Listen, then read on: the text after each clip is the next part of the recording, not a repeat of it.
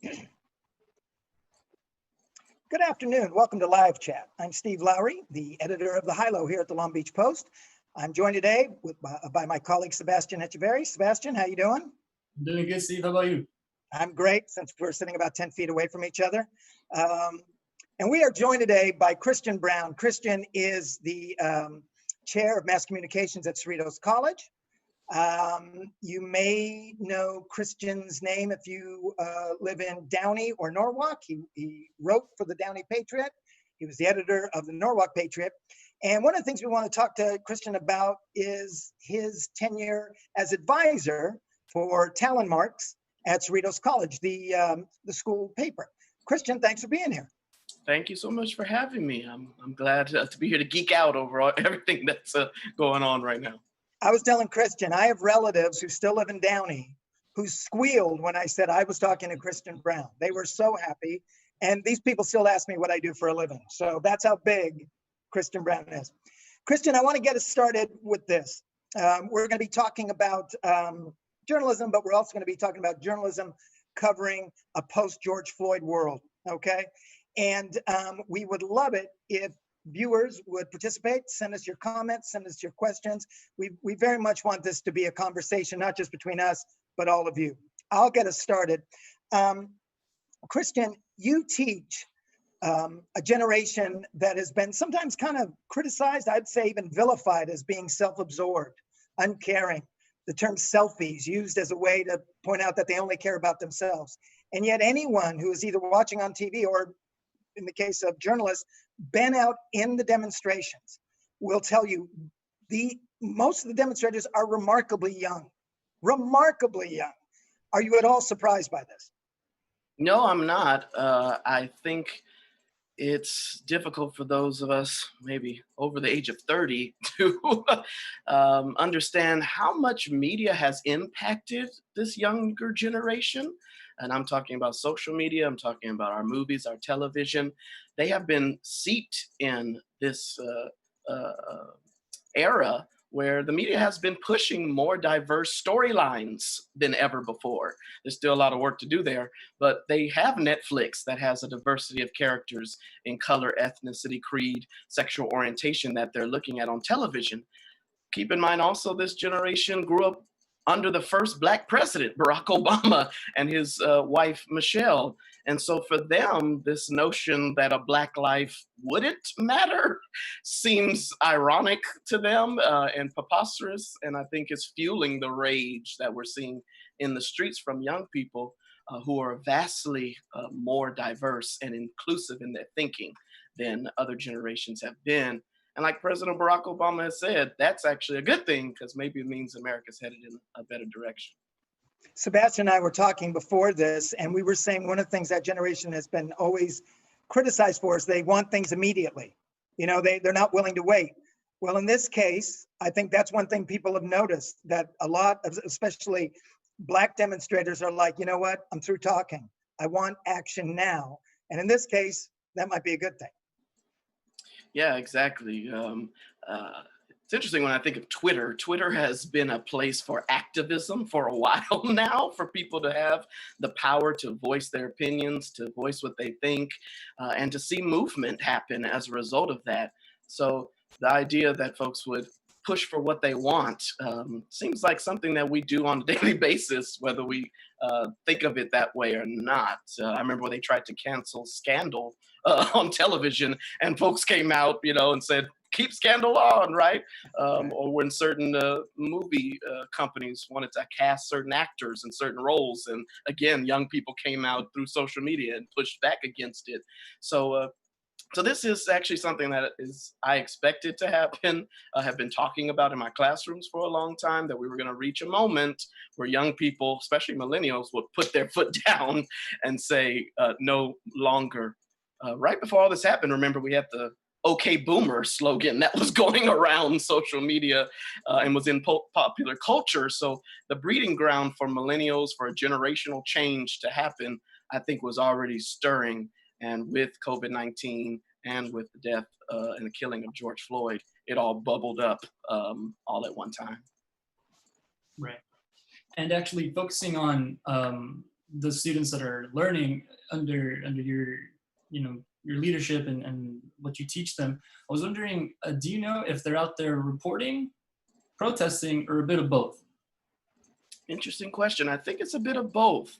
Um, right at the onset of the protest, I sent an email to my student editors at Talent Marks. Plug for Talent Marks. Check them out on all social channels.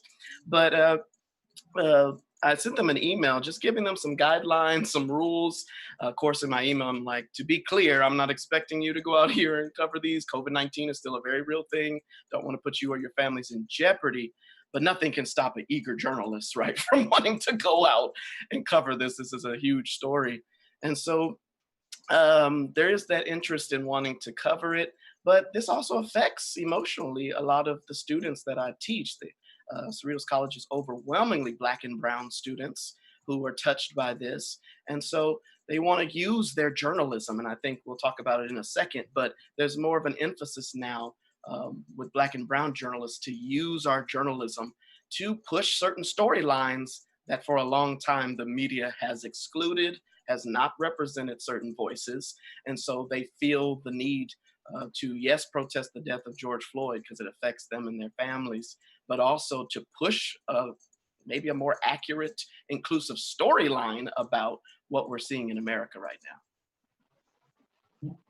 And thinking about that moving forward, how do you kind of tell the reporters, the reporters that are out there, student reporters are reporters ultimately, it's such a turbulent topic, how can you keep emotions or out of it while also trying to pursue the lead of the story and getting that information out there? Yeah, this may not be a popular position that I'm going to share right now, but it's one our favorite kind. Yeah, controversy. But it's one that I learned at USC, and so it's one that I believe. I think it's time in journalism to retire the idea of objectivity. It's been something that we've pushed on our journalism students for a long time. That be objective, go into the situation, have no bias, just go in and report both sides. And that's really false and really impossible. I think over the last 10 to 15 years, our readers have figured out what we already knew, and that's that we don't check our lives at the door, but when we come into our work, we bring all of us with us to our workplace, just like everybody else does. And that's actually not a bad thing, I would argue. We all have biases, and I think the appropriate thing is to not get rid of those biases, not to remove them, but to embrace them and realize where you have blind spots and try to cover those as well. So this is an emotional time. If you're a journalist of color, it's going to be emotional, Black journalists for sure. But instead of telling people get rid of your emotions and try to be not biased, I think instead it would be tell the truth, right? Tell the truth and realize that these are emotional topics that we have to cover, but you can still tell both sides of the story and have appropriate sources in your pieces, but embrace who you are, right? Let the readers know, hey, I'm a Black journalist covering this, and the readers are smart enough. I think we don't give readers enough credit. They're smart enough to figure it out. Sometimes too much, but anyways, okay. Kristen, let me stop you right there, because in my background, I've been part of the alternative press for about a dozen years previous to this. So when we were part of the alternative press, that was actually what we would say. Objectivity is silly. It is impossible to achieve. So we might as well be honest. However, I would say where you could see that thing run amok is on Twitter, is on social media, where people don't always seem like in an honest search for truth. And right, many times all they're doing is defending their position. How do you teach young people, by the way, brought up on that social media, bring who you are, but also be open and open to other opinions, because that doesn't seem to go on social media. Mm-hmm. That's really difficult, and it's been hard to do that.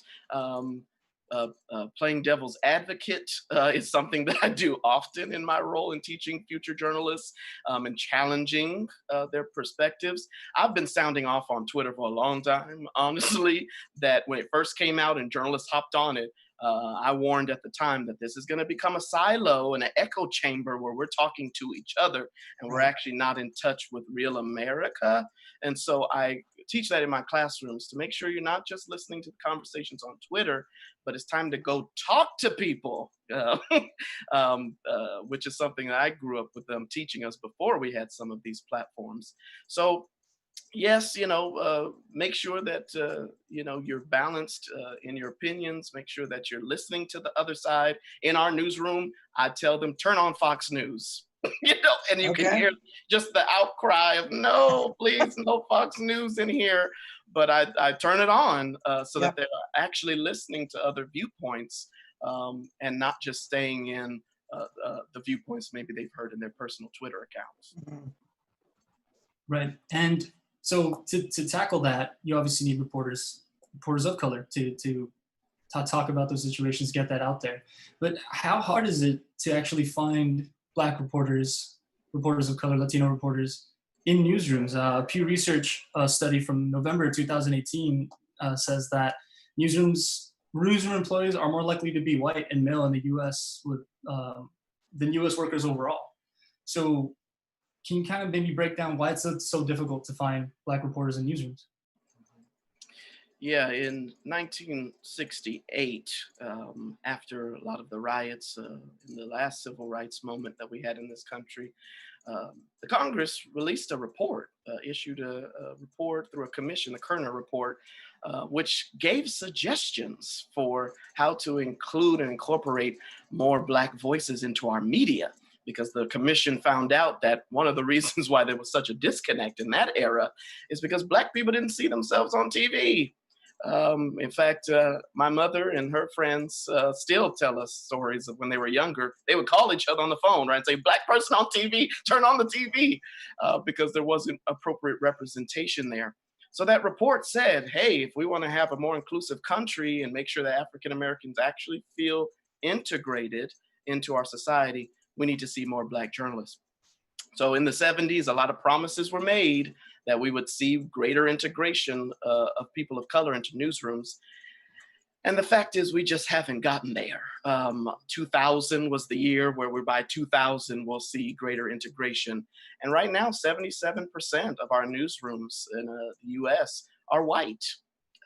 And that is higher percentage of white folks in newsrooms than we see in the overall US workforce. The US workforce is 65% of the employees are white. So journalism is funny because we criticize others very harshly for things they do. We criticize the government. We criticize Hollywood for what they do and don't do involving race. But we have to look at our own backyard and say, you know what, are we actually doing enough to recruit African Americans into this field, to hire them into this field? Right now, it's 7% of our newsrooms are made up of Black journalists. There's Black journalists, 7%. And so that's very low. And the leadership, people of color make up 13% of the leadership in our newsrooms. It's time for that to change, right? We need to see integration, and it's the only way that we're going to have fair stories and better analysis of what's happening in the country. We have our first question. Someone asked, this is actually of us, how many reporters of color does the Post have? I can tell you we have 5, but I can tell you we have no African-American reporters, and that has been an ongoing discussion here since I've been here about a year and a half ago. I'm curious, Christian, how long have you been in the business of journalism? Mm-hmm. So I started in college in 2005. So started reporting for the Daily Titan at Cal State Fullerton. So so about over 10 years, 12 years. Once you got into your professional career, how has it been for you? Have you always felt welcome? Have you always felt like you got a fair shot, or were there times that you felt maybe not? I thought about this last night. I haven't felt any direct racism so far in my profession in the industry, um, working at different platforms. But there definitely has been more of that systemic, institutionalized racism that I think the country is finally starting to talk about now, about not just being non racist, but being anti racist. So, those things might flare up in a form such as here's a story I want to pitch that might be something that comes from a Black perspective on events that might get shut down by an editor that's not Black, that's white, that doesn't understand why that would want to be proposed, right? Or certain ideas being floated in the newsroom and not sure if I can challenge that idea or not, right? I think that's maybe from the lack of Black leadership being there, Right. that you're not sure how much of a voice you can have in those situations. And so sometimes it's best to just stay quiet because I think Black people are very nervous about going into any workplace, but in the newsroom too, and being that angry Black person, right? Right. That needs to like always be challenging and always be pushing back against people. So sometimes it's better just to stay silent. But I think that may make those who are in leadership assume everything's okay, right? Everything's fine. Conversely, we've heard this from other Black people, especially during the demonstration, especially young people saying, look, I'm not your mentor. I'm not your teacher. I'm not your confessor. I'm not here to make you feel better. Have you ever been in an office situation, maybe where you might be one of the few or only Black people there, where people are coming to you to be, the font of historical and context and stuff like that? Yes. So Yeah, definitely okay. experienced that where if something's happening. In the news, I was at USC school, Annenberg, when Michael Brown was killed. And so protests broke out in downtown Los Angeles. And some of the students were not familiar with some of the Black Lives Matter and some of these conversations. And so, I got a lot of questions, right? Hey, can you tell me about this? What's going on with this? Can you look at my story? I'm writing a story about South LA. Can you read it and make sure I'm getting things right? Which some of that I appreciate. I think Black people appreciate, yeah, we're here to help. But then some stuff, it's like there are books, right? You can read about this. You can learn and research yourself about some of this. So I think taking some of that ownership that white journalists need to own, that I need to also be just as aware about the Black community and other communities of color that I am of white culture and white communities. Yeah, and that's a conversation. Well, as I consider myself a journalist of a minority group. I mean, my family's Colombian. I speak Spanish, and I've pushed for Spanish-speaking news or Spanish language news. But ultimately, despite being of a minority group, you can't always understand everyone's struggle. So I could never understand the struggle or tell the story of the struggle of a Black reporter, or be able to connect maybe with the source in a certain way. So I see where you're coming from with that. Yeah, it's a difficult thing, and to go back to something you were talking about earlier, Steve, about training journalists to tell the truth, and when they're journalists of color and trying to balance who they are. I think often and teach a lot about Ida B. Wells, Yep. and how in 1895 she wrote a red record reporting about lynching in America, and so because the mainstream media was not covering it. And so, but she didn't add to the truth. She didn't take away from it. She just told the truth. And I think as reporters, that's the best gift we can give to the future, is the truth. Yeah. There's something about just seeing it just nakedly, the naked truth, that it doesn't need fluff, it doesn't need slant, it doesn't need rant. Just like the death of George Floyd, right? Everyone's seeing that video. It didn't matter who you were, right? Overseas, even, it just spoke for itself. It didn't need it didn't add to it, nothing. It spoke for itself. And I think as journalists of color, we need to be allowed and encouraged to tell the story, right? And it'll improve the narrative that we have in America. Christian, tell us about your students. You said predominantly they are Black and brown. I remember years ago, my daughter and I were flying to have her check out of college, and I never thought to ask what she wanted to major in. And when I said, what do you want to major in? She said journalism. And I literally screamed on the airplane like, no, you know? Um, so who are they and why would they want to become journalists? Yeah, I've been telling them all, I'm like, this is a heck of a time for you all to choose to go into journalism. Right, right. Woo, COVID-19, now we have the Uh, biggest human rights movement in human history. yep. But it's interesting, we have a lot of women, which I am very encouraged by, to be honest. Lots of women coming into this field. And so our program, we have hundreds of students, is mostly women, mostly first-time college students, first-generation college students. We have a lot of students with disabilities who want to get into journalism, which is a totally other conversation, but they're often don't see their stories reflected in the media. What it's like to have autism, what it's like to have MS, right? And living with a disease that's debilitating. And so lots of Latinos in our program, African Americans, a lot of females, and a lot of those with disabilities who are getting into this with already understanding at a young age that I'm doing this because I don't see my stories reflected in the national press. And that means I need to be there so I can advocate for those stories. Christian, are you seeing the same things we do, that when we are approached by young reporters who want to intern for us or perhaps freelance, I think people like you and I from a certain generation think if you want to be a journalist, you want to write. They see writing as only a portion of what they do. They want to be doing audio. They want to do video, especially. Are you seeing the same thing?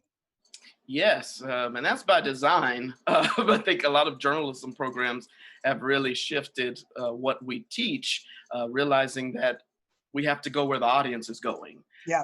And the audience, it seems to be less text driven. They still appreciate text, they'll read it, but they love video at this point, audio content. We're seeing apps like Audible, right? Really pick up traction and steam, where folks want other options to choose whether they want to be actively participating or passively participating in the content that we create. And so we've really done a good job of trying to teach multimedia reporting. And I think it gives our audience more options to engage with it. And it allows reporters themselves to figure out, what do I like, right? And I think a lot of them growing up on YouTube and TikTok, right? They want to produce videos, right? That they know will travel across the internet and tell stories, maybe faster, which seems to be the case, move faster than some of our text pieces move. Yeah. Yeah, and I think the speed comes into play when it's talking about just we have the internet in our pocket. Some generations weren't used to that, so with speed now, we're trained to write in speed and to get the information out there as quickly as possible on a various number of platforms. I was in journalism classes too long ago, so I know the conversations happening on in there. And yeah, it's an amazing time to be able to be a journalist, to be able to be part of these larger conversations. Christian, do you think that, again, we come from a kind of similar generation. This is an online publication. A lot of stuff, it's very fast, very fast. Sometimes I wonder, are we at the end of long form journalism? Are they interested in that? Well, they're students, so no student wants to write anything long, right? If you say anything over 750 words, right, they're like, wait a minute, professor, can this be shorter? It's on average, the students coming in, that doesn't seem to be where they naturally want to gravitate towards. But you will see that there are students that love it. And when they love it, right? And they want to really produce well-meaning long-form pieces. I think there will be a place for narrative, that kind of long-form narrative storytelling in the future. But they're going to have to be meaningful stories, right? I think journal editors are going to have to really think more carefully about a meaningful storyline that they want to push, that young people can actually connect to, that they will want to read. And maybe even think of it as, and LA Times has been doing this for a long time, different parts, right? A series of stories that folks can follow might be a better idea. And just kind of wanted to circle back to the topic now, moving forward. It's continuous suggestions on how newsrooms can integrate more Black reporters, more reporters of color. But I just wanted to know, from your point of view, what do you think? How can newsrooms be more inviting to those, or could accommodate that better? Integrating more Black folks into the workforce. Recruiting is one of the things that we might have to bring back. You know, it's interesting when you look at that same poll, that Pew Research poll that you mentioned earlier. Black folks in America actually appreciate the press more than white folks in the country. When they do the polling, African Americans are more likely to say they trust their news outlets, especially their local ones, that they actually appreciate the press because they know it's pushing back against the government, which might try to encroach upon some rights. So the ground is fertile for reaching out to young African Americans and saying, hey, do you want to participate in this?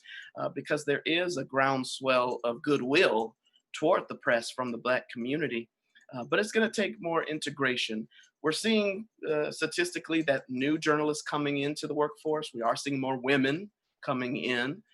We are seeing more people of color in a lot of the new hires that are happening. But still, a lot of the new hires are likely to be white. And so doing some recruiting, this might also be a conversation for journalism education to have educators, right? Where are we actually teaching journalism, right? Going into our historically Black colleges and universities, and also starting to have conversations about journalism programs there and how we can create some pipelines, right, for them to join our media. And listening to the Black journalistic organizations, right? There's Black organizations that have for journalism that have been out here for a long time, that have been saying some of these things, but their voices have been sidelined. Like the National Association for Black Journalists, Bob Maynard's Institute for Journalism Education, based in Oakland, the Bay Area, has been talking about integrating Black voices into media for a long time now. So there are steps that we can take to do this, but we have to see the goodwill for it. One more question from a viewer. Christian, any advice on self-care as a journalist? Sometimes these topics are draining, not only physically, like in protests, but mentally as well. When you're talking to your students, it's very important. This can be a very draining job. What do you talk to them about, kind of taking care of themselves? Yes, ever since 9/11, we've had to start teaching trauma and how to handle trauma to journalists. Maybe should have been teaching it before then, but especially in the era we're living now, where we have these mass shootings, large casualty events. These can be traumatizing for journalists who are on the front lines watching these things. Personal story, I remember when a young boy, a Black kid, was killed in South LA by an ice cream truck on his bike. And it was just such a tragic story. Community members went out to the streets there to cover it. And for me, it was hard. It was hard to be there on the ground talking to this Black family about their son, their nephew who was killed. So this can be traumatizing. So self-care is something that a lot of journalists of color do have to follow. Now, tips. Find your resource, find your outlet, whatever that is. Could be going on a walk, could be meditation, has been good for me personally in the past. Just taking those moments and those breaks, even covering the protests. I've told my students, make sure you take a break. This is a lot going on that can stir up a lot of emotions. And so it's okay to take a 5-minute, 10-minute break and do some breathing, do some meditating. Make sure you have your healthy outlets. Make sure you have support as well, which I know some newsrooms are starting to provide for journalists and staff as well. So take care of yourself for sure. I will. Hey, we're going to wrap this up. Christian, thank you so much for being with us. And yes, he's fantastic. And yes, before the call, I was already recruiting him to write for us. But he won't write art. Damn you, Christian. Write art for me. Hey, before we go, if you have any questions, since this was about makeup of newsrooms and you would like to find out more about the Long Beach Post, how we're made up, how we run, you are more than welcome to email our publisher. He's at david@lbpost.com. His name is David Summers, and he's a wonderful guy, and he'd be more than willing to share with you some information that you might find helpful. So there's that. Sebastian, been a pleasure. I'll see you in about 10 feet when we walk over there. Christian and Steve, thanks so much for being here with me. I appreciate you all for having me. Thank you so much. Thanks again, Christian. Good afternoon, everyone.